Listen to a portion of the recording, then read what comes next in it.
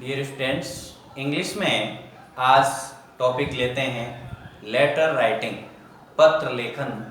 कोई भी अपने से मीलों दूर कहीं बैठा हो, किसी प्रकार का कोई संदेश या समाचार पत्र के माध्यम से किसी तक पहुंचाना हो, या विभिन्न प्रकार के कार्यालयों में, विद्यालयों में अवकाश के लिए, या किसी भी सरकारी कार्यालय में कोई भी कार्य होता है, किसी अधिकारी को कोई भी निवेदन करना होता है, तो उसके लिए एक पत्र लेखन महत्वपूर्ण कला है।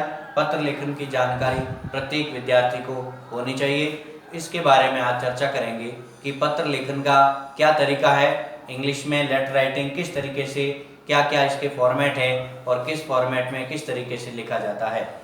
वैसे लेटर राइटिंग में formal letter, informal letter, business letters कई प्रकार है। आज सबसे पहले चर्चा करेंगे कि लेटर राइटिंग के अंतर्गत जो पहला टॉपिक इसका अपन लेंगे वो है इनफॉर्मल या पर्सनल लेटर, जिसका क्या फॉर्मेट है और किस तरीके से ये लिखा जाता है। प्रत्येक प्रकार के लेटर राइटिंग के फॉर्मेट आपको याद हो जाए तो बाद में लेटर लिखना या पत्र लेखन एक तरह से सरल हो जाता है। लेटर राइटिंग, पत्र लेखन, जिसमें आज सबसे पहले मैं आपको इसमें समझाने जा रहा हूं लेटर राइटिंग में इनफॉर्मल या पर्सनल लेटर।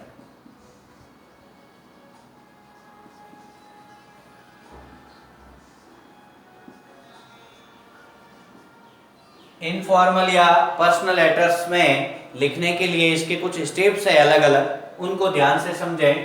तो पहला स्टेप आता है वो है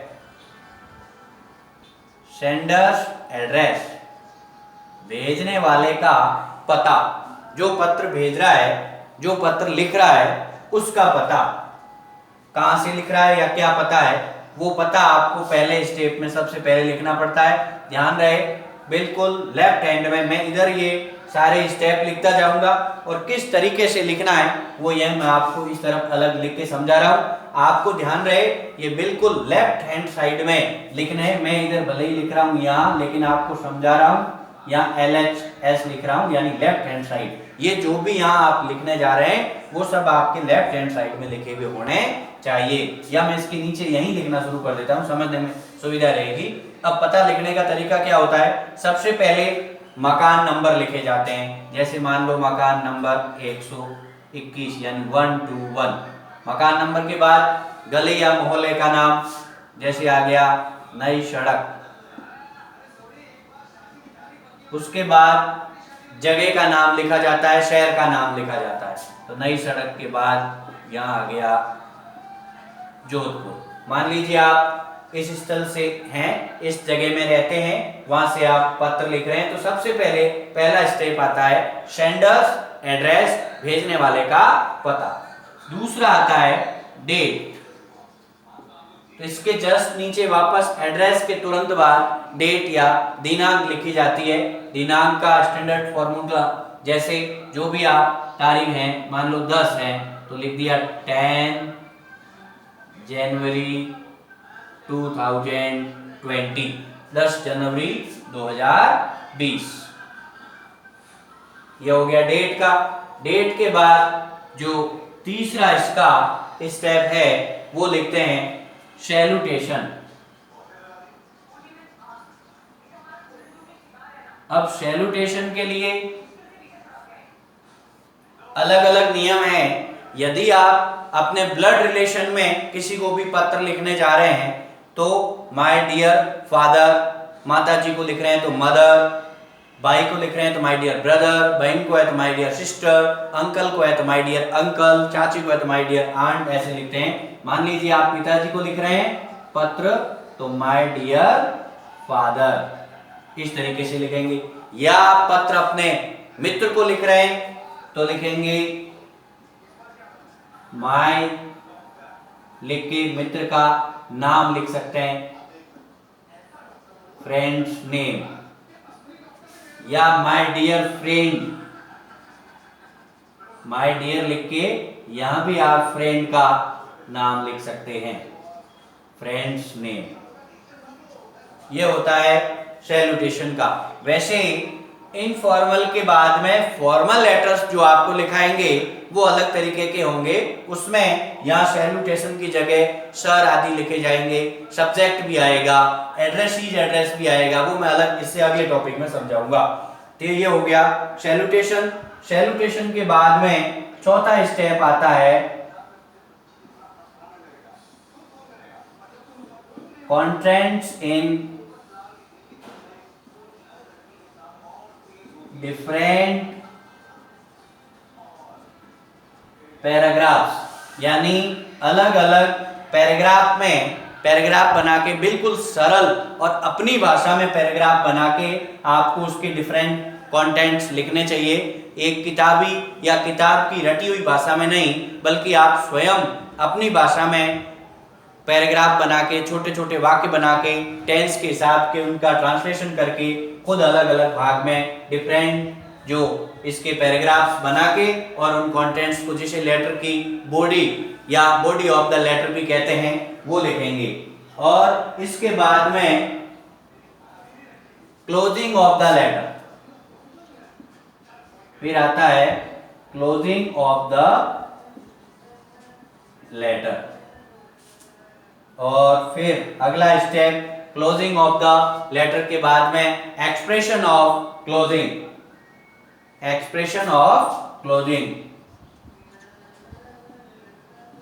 एक्सप्रेशन ऑफ क्लोजिंग, और लास्ट स्टेप आता है सेंडर्स नेम या सिग्नेचर, भेजने वाले का नाम, पता। तो ये इनफॉर्मल या पर्सनल लेटर्स या पर्सनल लेटर लिखने के जो मेन मुख्य बिंदु है वो है आपके इनफॉर्मल या पर्सनल लेटर के। अब इसके बाद, ये पहला प्रकार है, इसके बाद दूसरा आएगा फॉर्मल लेटर्स। इनफॉर्मल के बाद में फॉर्मल लेटर्स। फॉर्मल लेटर्स में बाकी सब चीजें सेम है, सिर्फ 2 या 3 बिंदु नए जुड़ेंगे, वो मैं आपको समझाता हूं। देखो, पहला बिंदु सेंडर्स एड्रेस सेम आएगा, पहला जो सेम है उसके मैं यहीं नंबर लगाता जा रहा हूं। उसके बाद दूसरा डेट का सेम आ जाएगा, तीसरा अलग है, और तीसरा आपको इसमें लिखना पड़ेगा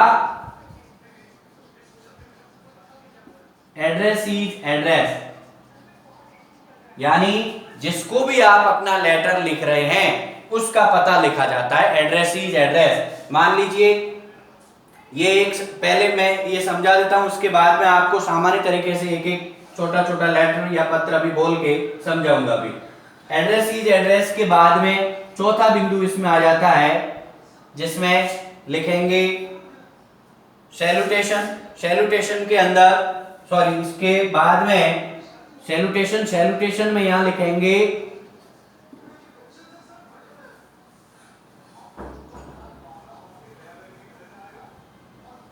इसके बाद आ जाएगा, सॉरी,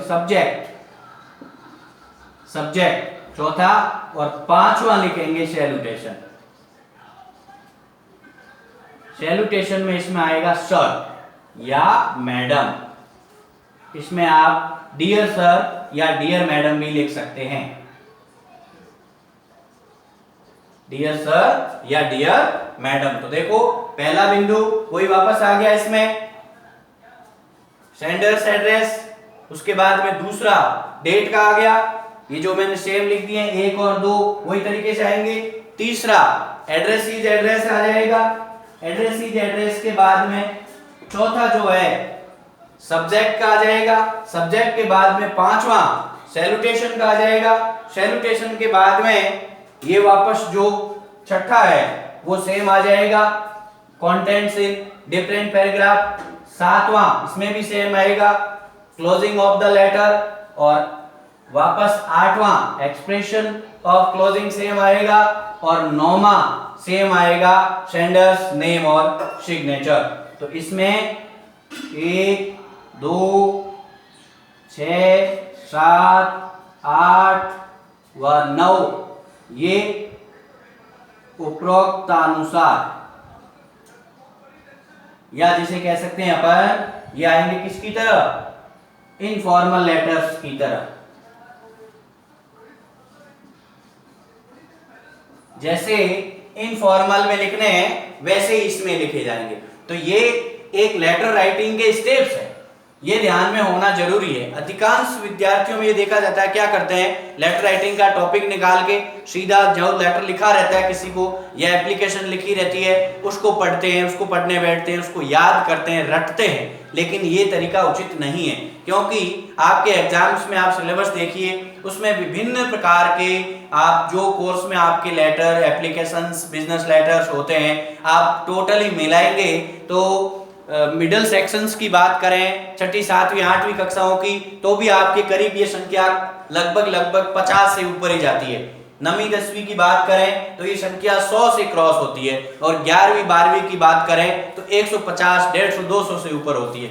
अब ध्यान रखने की बात यह है कि क्या आप 50, 100 या 150 या 200 जो लेटर या एप्लीकेशंस रटेंगे, और उस रटने के बाद भी क्या गारंटी है कि वही लेटर या एप्लीकेशन या बिजनेस लेटर या जो भी आपका लेटर है वो आपके परीक्षा में आ जाएगा? ऐसा कोई संभावना या संभव होना संभव नहीं। इसलिए आपके लेटर राइटिंग के जो स्टेप्स है वो समझ में आने चाहिए, वो ध्यान में होने चाहिए। अब एक सीधा सा, मान लो आपको कोई भी लेटर लिखना है, आपके घर परिवार में किसी घर परिवार के सदस्य को जो लेटर लिखे जाते हैं उसको इनफॉर्मल या पर्सनल लेटर्स कहते हैं।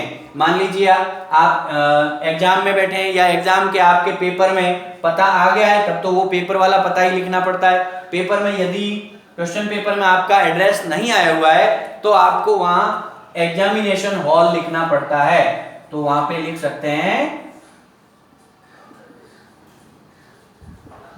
Examination hall. उसके बाद में जगह के नाम में नहीं आया है, XYZ लिख सकते हैं।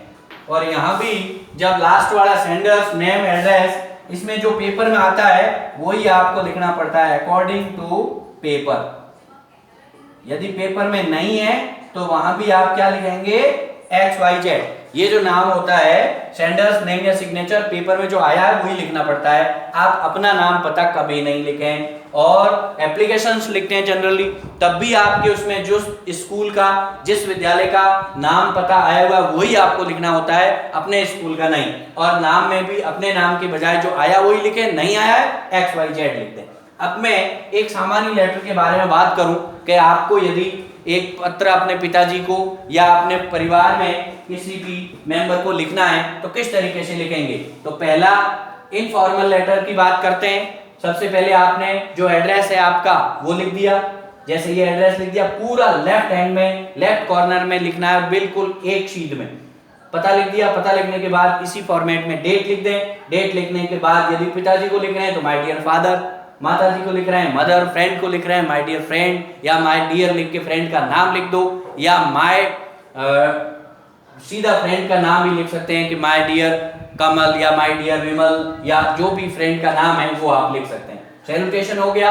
उसके बाद में कंटेंट्स इन डिफरेंट पैराग्राफ्स में, ये महत्वपूर्ण चीज है, बॉडी ऑफ द लेटर। ये आपको बिल्कुल अच्छे पैराग्राफ होने चाहिए, सरल भाषा में होने चाहिए, और छोटे छोटे स्मॉल सेंटेंसेस होने चाहिए। इसमें आप शुरुआत करें तो ऐसे कर सकते हैं कि I am quite well here and hope that you will be also same there. My study is going very well. उसके बाद में आपको वो लेटर किसके बारे में लिखना है, आपका जो पेपर है उसके अंदर वो क्वेश्चन किस हिसाब से आया, उसमें क्या पूछा है, उसके अकॉर्डिंग, उसके हिसाब से आप छोटे छोटे अपनी लैंग्वेज में, अपनी भाषा में सेंटेंस बनाएं, उनका इंग्लिश ट्रांसलेशन करके अपनी भाषा में उनको लिखें। फिर क्लोजिंग ऑफ द लेटर इसमें, और एक्सप्रेशन ऑफ क्लोजिंग। तो क्लोजिंग ऑफ द लेटर के अंदर please convey my best regards to your mother, या जो भी जिस रिलेशन में आप लिखना चाहते हैं उनका लिखें, या लव टू लिख के किसी बच्चे का, छोटे बच्चे का नाम लिख दें। और एक्सप्रेशन ऑफ क्लोजिंग में थैंकिंग यू, इस प्रकार के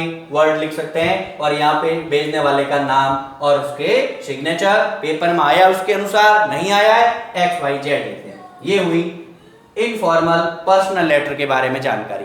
अब लेते हैं फॉर्मल लेटर। मान लीजिए आपको अपने विद्यालय में, अपने स्कूल में अपने प्रिंसिपल को एप्लीकेशन लिखनी है, तो एप्लीकेशन का भी फॉर्मेट अब लगभग लेटर की तरह ही हो गया बड़ी कक्षाओं के अंदर। तो किस तरीके से एप्लीकेशन लिखनी, ये फॉर्मेट जो है फॉर्मल लेटर्स का ये काम आएगा। इसमें मान लीजिए आपको एप्लीकेशन लिखनी है जरूरी काम के लिए छुट्टी की, मैं बिल्कुल सरल एप्लीकेशन समझाता हूं, सरल से कठिन की ओर बढ़ेंगे ताकि आपके समझ में आने में सुविधा रहेगी। फॉर्मल लेटर्स दूसरा प्रकार लेते हैं, तो सबसे पहले आपको सेंडर्स एड्रेस लिखना है, तो लेफ्ट हैंड में आप अपना पता इस तरीके से लिखते हैं। पता लिखने के बाद दूसरा नंबर डेट, तो ये वापस डेट ऐसे बीच में लिखने नहीं है, ये एड्रेस लिख दिया, एड्रेस के जस्ट नीचे तारीख लगा दी, डेट लिख दी, उसके जस्ट नीचे तीसरे में क्या लिखना, एड्रेस इज एड्रेस, आप एप्लीकेशन किसको लिख रहे हैं, तो एड्रेस डेट, उसके बाद लिखेंगे द प्रिंसिपल, जो पेपर में आया है वो स्कूल का नाम, और उसकी अगली लाइन में नीचे वाली लाइन में जगह का नाम, पहली लाइन में द प्रिंसिपल, दूसरी पूरी लाइन में स्कूल का नाम, और तीसरी लाइन में जगह का नाम। ये हो गया 3 नंबर कॉलम। 3 के बाद चौथे में सब्जेक्ट लिख के लिखना है an application for urgent work. फिर 5वें में सैल्यूटेशन में सर या मैम जो भी है उस हिसाब से आप लिखेंगे, यदि आपके प्रिंसिपल जेंट्स है सर लिखें और लेडीज है तो मैम या मैडम लिखें। उसके बाद 6 नंबर कॉलम में contents in different paragraph, application लिखने का फॉर्मेट होता है उसके हिसाब से लिखना है आपको, I beg to say that, या most respected fully I beg to say that I have an urgent work at my home, therefore I cannot attend the school, kindly grant me leave for 2 days या 3 days, जितनी आपको छुट्टी की आवश्यकता है उस हिसाब से लिख दें। क्लोजिंग ऑफ द लेटर में थैंकिंग यू लिखना है, और ये लिखने के बाद में लास्ट में सेंडर्स नेम या सिग्नेचर में आप अपना नाम, कक्षा या अपने अटेंडेंस नंबर ये लिख के और इस प्रकार से अपने लेटर को कंप्लीट कर दीजिए। तो ये लेटर लिखने का एक फॉर्मेट या तरीका मैंने आपको समझाया है। आगे के वीडियोस में या दोबारा जब क्लास लेंगे तो उसमें आपको विभिन्न प्रकार के लेटर लिखा के समझाएंगे। वैसे मेरे हिसाब से जिसने भी ये फॉर्मेट पर्सनल का और ये फॉर्मल का यानी इनफॉर्मल और फॉर्मल लेटर्स दोनों के ये फॉर्मेट आपके समझ में आ गए हैं तो लगभग आपको लेटर लिखने में कोई दिक्कत नहीं आएगी। फॉर्मेट ध्यान में होना जरूरी है, ये फॉर्मेट आप अपने दिमाग में सेट कर लें कि ये इनफॉर्मेट फॉर्मल का पर्सनल लेटर का क्या फॉर्मेट है और फॉर्मल लेटर्स का क्या फॉर्मेट है। इस फॉर्मेट के हिसाब से ही आप लेटर को कंपोज करके बना के लिखें। अधिक से अधिक लेटर्स का अभ्यास करें तो आपके जल्द ही लेटर समझ में आ जाएगा और कोई इसमें दिक्कत नहीं रहेगी। आप सभी वीडियो अच्छे से देखें, समझें, लाइक करें और चैनल को सब्सक्राइब करना नहीं भूलें। मिलते हैं अगले वीडियो में एक नए टॉपिक के साथ, तब तक के लिए नमस्कार।